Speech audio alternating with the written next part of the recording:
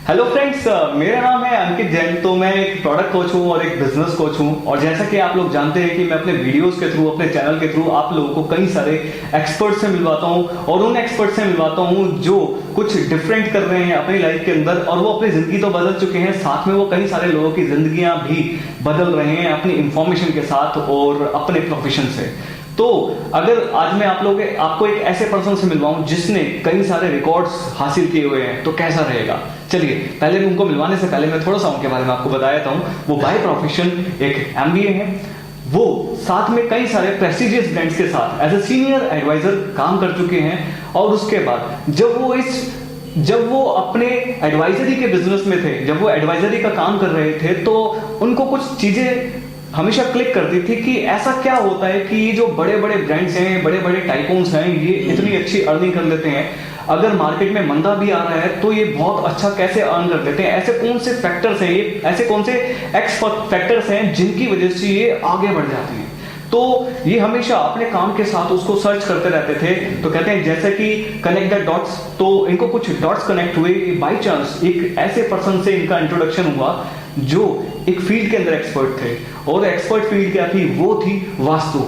Yes, लेकिन जब इन्होंने वास्तु के बारे में सुना तो शायद इनके मन में भी वही विचार आया होगा जैसा आपके मन में आ रहा है कि यार ये किस चीज के बारे में बात करने वाला है। नहीं, इन्होंने वास्तु को एक अलग नजरिए से देखा और उसके लॉजिक्स को इन्होंने फाइंड किया, उसके साइंटिफिक लॉजिक को फाइंड किया, और आज उसके एक्सपर्ट बन चुके हैं। लेकिन इनकी एक्सपर्टाइज की अगर मैं बात करूं तो केवल ये इसके एक्सपर्ट नहीं है, ये रिकॉर्ड और होल्डर है। अगर मैं इनके रिकॉर्ड्स की बात करूं तो ये अचीव कर चुके हैं Asia book of records, India book of records और गिनीज बुक ऑफ रिकॉर्ड्स में इनका नाम आ चुका है केवल इसी प्रोफेशन के लिए।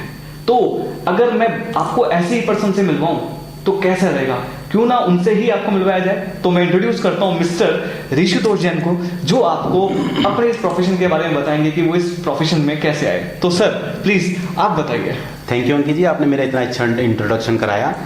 आपने जैसा कि बोला कनेक्ट द डॉट्स, तो डॉट कनेक्ट होते हैं, ऐसे ही मेरे भी कई डॉट कनेक्ट हुए हैं। तो सर ऐसे क्या आपके डॉट्स कनेक्ट हुए कि आप जब इस इंडस्ट्री के अंदर आए तो आपने बहुत ऊंचाइयों को टच कर लिया? लेकिन मैं पहले ये जानना चाहूंगा, चलिए इसकी तो बात बाद में करेंगे, पहले मैं ये जानना चाहूंगा कि आपने ऐसे कौन से रीजन फाइंड आउट करे कि आपको ये पता लगा कि ये लोग इतनी जल्दी ग्रोथ कर जाते हैं, और मंदा होने के बावजूद भी ये लोग इतना ज्यादा ग्रोथ कर जाते हैं, लेकिन एक आम आदमी वहीं का वहीं रहता है। अंकित जी देखिए, शुरू से ही मेरा दिमाग बड़ा ऑब्जर्व करने में रहा है, बड़ा रिसर्च में रहा है कि ऐसा क्यों हो रहा है। तो मैंने ये चीज़ भी रिसर्च करी, इस पर भी बहुत मैंने टाइम लगाया कि ऐसा क्यों है कि ये कंपनीज, इनका कभी इनकम का फ्लो नहीं टूटता, कभी भी इनको कैपिटल चाहिए होती है, इनके पास मिलती है हमेशा, और जो नॉर्मल आदमी है वो कैपिटल के लिए परेशान रहता है, उसका इनकम का फ्लो ही नहीं बनता। तो जो मैंने लॉजिक सर्च किया वो है वास्तु। वास्तु, यस, अभी हमने डिस्कस किया कि आप वास्तु एक्सपर्ट हैं। तो सर वास्तु में ऐसी क्या चीज देखी जानी चाहिए? अगर मैं आपसे केवल बेसिक ही पूछूं कि वास्तु का एक ऐसा क्या बेसिक देखा जाना चाहिए कि हर किसी को वहां पे गौर करना चाहिए, लेकिन लोग गौर नहीं करते हैं? देखिए अंकित जी, वास्तु को आजकल लोगों ने एक तरह से व्यापार बना दिया है। वास्तु का मतलब ये नहीं है कि ये सामान उठा के यहाँ रख दो, वो सामान वहां रख दो। वास्तु का बेसिक है भूमि, धरती, आपकी अर्थ की एनर्जीज कैसी हैं, और ये जो कंपनीज है ये अर्थ की एनर्जीज पे ही काम कर रही हैं। अच्छा, तो ये अर्थ की एनर्जी पे ही काम कर रहे हैं। सर फिर अर्थ की एनर्जी को मैं समझ नहीं पाया, कि आप दोबारा उसको थोड़ा एक्सप्लेन करना चाहेंगे कि अर्थ की एनर्जी कैसे? अंकित जी, मैं अर्थ की एनर्जीज के बारे में ऐसा बताना चाहूंगा आपको। मान लीजिए कोई बॉडी है, डेड बॉडी है, और वो पड़ी है, तो वो उसकी एक लिमिट है, 1 घंटा 2 घंटा, उसके बाद वो सड़ना शुरू कर देगी, उसके बाद वो बदबू देना शुरू कर देगी। तो ऐसे ही अगर हमारी अर्थ के नीचे कोई हड्डी है, सल है, या फिर कोई बॉडी है, डेड बॉडी है, तो वो ऊपर रहने वाले को कभी सफल नहीं होने देती। वो हमेशा ऊपर जो काम कर रहा होता है उसको बहुत परेशानियां पैदा करती है।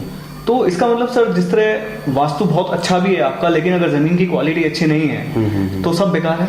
हमेशा अंकित जी, जो वास्तु करने वाले एक्सपर्ट होते हैं, आजकल तो कोई जमीन पे ध्यान ही नहीं देता, लेकिन मेरा ऐसा मानना है कि हमेशा धरती की जो एनर्जी, आपकी जमीन की एनर्जी नहीं देख रहा, तो वो वास्तु सफल नहीं होएगा, वहां पर वास्तु सफल होना ही नहीं है। यानी सबसे पहली बात, हमें अगर अपने बिजनेस को बढ़ाना है, हम जो भी कर रहे हैं उसमें आगे बढ़ना है अपने कार्य क्षेत्र में, तो आपको अपने वास्तु की सबसे पहली जो बेसिक है वो है फाउंडेशन, आपकी धरती, आपकी जमीन, आपकी क्वालिटी ऑफ अर्थ। तो उस पर अगर आपने फोकस नहीं करा तो सब कुछ बेकार है। अच्छा, इसके अलावा और कोई रीजन है सर? अंकित जी 70% भूमि असर करती है आपके वास्तु में। लोग क्या करते हैं, जो जमीन की एनर्जीज को नहीं देख रहे और अपना रसोई इधर बनानी है, बाथरूम इधर बनाना है, ये इधर बनाना है, वो इधर, वो क्वालिटी को चेक ही नहीं कर रहे कि आपकी भूमि की क्वालिटी कैसी है।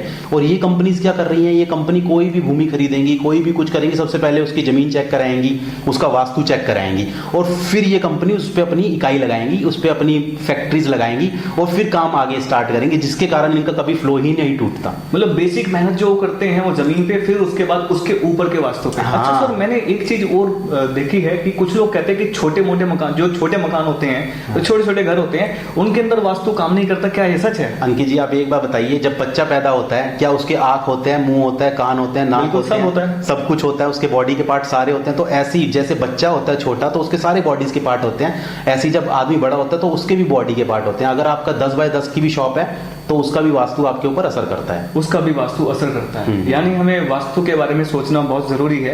अच्छा सर, कुछ क्वेश्चंस हैं वो मैंने यहाँ पे लिखे थे। हाँ जी। तो जिस तरह लोगों की पर्सनल लाइफ होती है, इमोशनल लाइफ होती है, फिजिकल लाइफ होती है, स्पिरिचुअल लाइफ होती है, फाइनेंशियल लाइफ होती है, रिलेशनशिप्स होते हैं, बिजनेस को लेके, और डेविल आई होती है बहुत बार कुछ लोगों पे ब्लैक मैजिक करा दिया जाता है। तो क्या इसमें भी वास्तु मैटर करता है? बिल्कुल मैटर करता है अंकित जी, बिल्कुल। आप एक बार बताइए, जब तक आप माइंड से अपना डिस्टर्ब है तो आप व्यापार में ध्यान कैसे लगाएंगे? आपका व्यापार में ध्यान ही नहीं लगेगा अगर आपकी वास्तु ही खराब है। आपने श्रवण कुमार का किस्सा सुना है? उसके मतलब उनके तो एक ही किस्सा सुना है, अपने माँ बाप को लेके जा रहे थे। हाँ, ये अधूरी कहानी है। जब वो मेरठ पहुंचे तो उन्होंने अपने मम्मी पापा को अपने ऊपर से, अपने कंधे पे से उतार दिया। हाँ, उनको मैंने ये कहानी सुनी थी कि उन्होंने अपने माँ बाप को नीचे उतार दिया और बोलने लगे कि तुम लोगों ने मेरा दिमाग खराब कर दिया, ऐसे करके उनको कर्ज करने लगे। और हाँ, उसके बाद उनके पिता ने उनसे पूछा कि बेटा हम आ कहाँ गए, ये तो बता दो।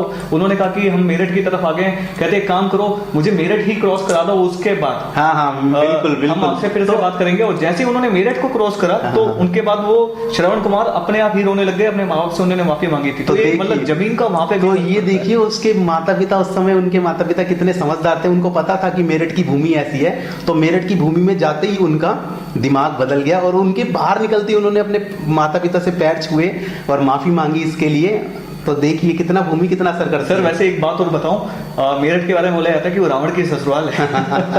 तो ये तो सच में इफेक्ट तो होगा, इफेक्ट तो होगा। तो बहुत अच्छी बात है, आज से सर जान के बहुत अच्छा लगा। लेकिन मैं आज इस वीडियो को यहाँ पे नहीं छोड़ूंगा।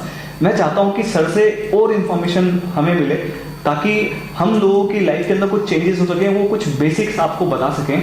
तो कैसा रहेगा सर अगर हम कुछ आने वाले वीडियोस में आपके साथ और इन्फॉर्मेशन? अंकित जी मैं बहुत ऐसी इंटरेस्टिंग बातें बताना चाहूंगा जो आपको कोई वास्तविक बताने को तैयार नहीं होता, क्योंकि ये सारी वो सीक्रेट रखते हैं। लेकिन मैं कोशिश करूंगा कि जितनी मेरे से आपकी हेल्प हो या फिर आपके जो ऑडियंस देख रही है उनकी हेल्प हो, मैं कोशिश करूंगा बताने की गुण रहस्य, जिसके कारण ये कंपनीज इतनी तरक्की कर रही हैं और हम नॉर्मल आदमी। बिल्कुल। तो जो चैनल आपके लिए बनाया गया और जो ये वीडियोस आपके लिए तैयार किए जा रहे हैं, आप लोगों की तरक्की के लिए हैं। अगर आप अपनी तरक्की देखना चाहते हैं तो हमारे जो आने वाली सीरीज हैं उन सीरीज को मत छोड़िएगा।